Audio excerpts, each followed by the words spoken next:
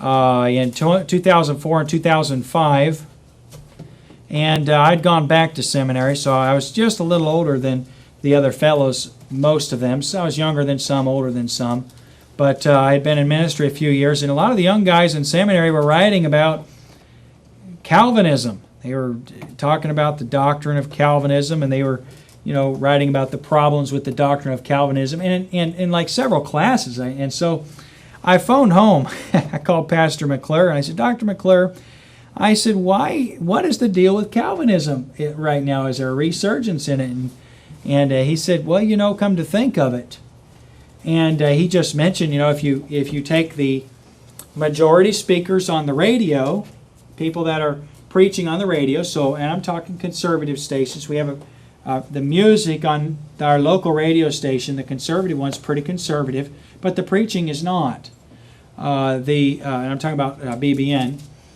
And you would take, depends on the week. Sometimes they'll have a week of this preacher, and sometimes they'll have a real good preacher that isn't into the doctrine of Calvinism. But generally speaking, their evangelical preachers are Calvinist, generally speaking. And when they talk about grace, and when the Bible talks about grace, they're not talking about the same thing. I learned when I was a child that grace is God's riches at Christ's expense. You ever heard that acronym used? God's riches at Christ's expense. On a test in high school, I had to fill out a definition for grace, and it was 2 words: unmerited favor, undeserved favor. In other words, grace is getting something that you do not deserve. I remember in high school, I preached in preaching contests and things like that. And I preached a sermon once on faith, and I preached a sermon once on grace. And when I studied, I looked up the simple definition for grace.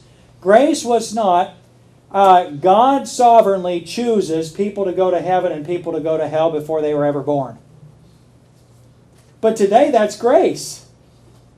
Today, when you talk, it's true, isn't it, Charlie?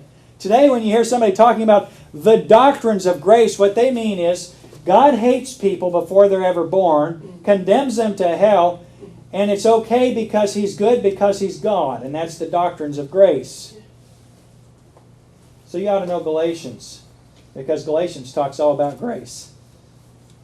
Talks all about justification. And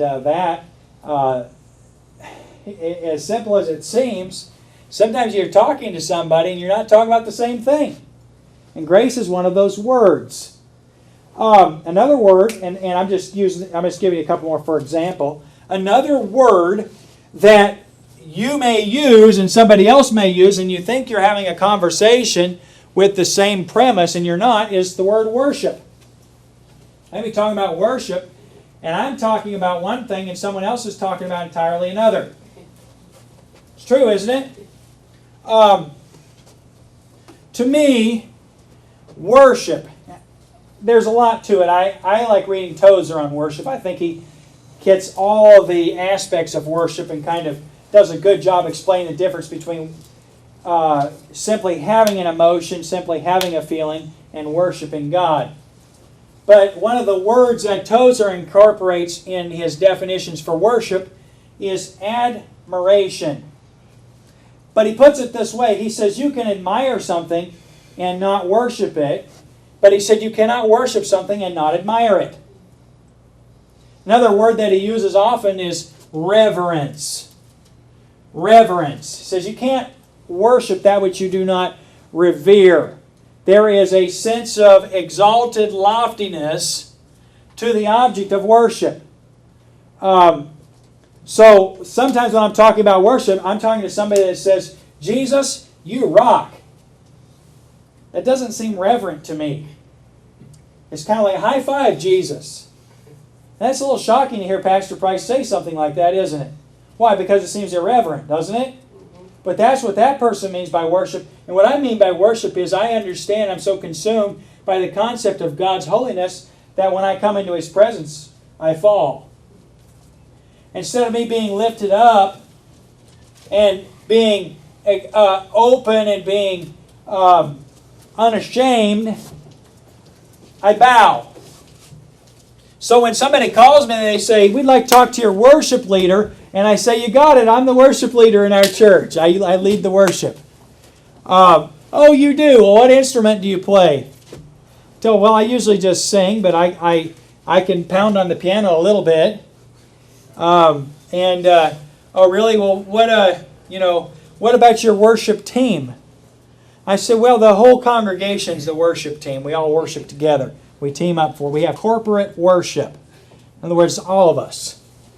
And then pretty soon they realize I'm just talking about the service. I'm not talking about the performance. And so we're not talking about the same thing.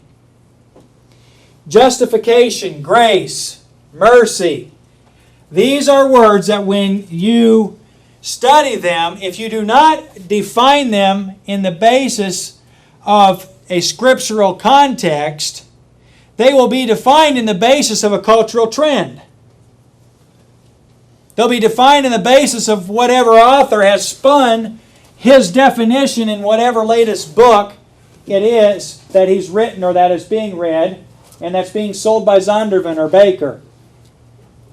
And I'm not just upset or frustrated by this. I'm just telling you, as a church, if you don't know what a word means in the Bible, you don't know what a doctrine is. It's important to know Bible doctrine. One of the things that is common to have happen today by people who frustrate the grace of God is to redefine words in a different context than they are in the Scripture. And one of the things that happens oftentimes is that we find, and as we're going to see this evening, we find the law and grace placed in a situation of opposition, juxtaposed, where literally they are made so that they are different, that they are not connected in any way. And Galatians dispels that. So let's read our text, make a few comments this evening. And if ever I could recommend Scripture memory, I would recommend some of the verses that we're going to read this evening. You'll see those in a few minutes because we're going to park there.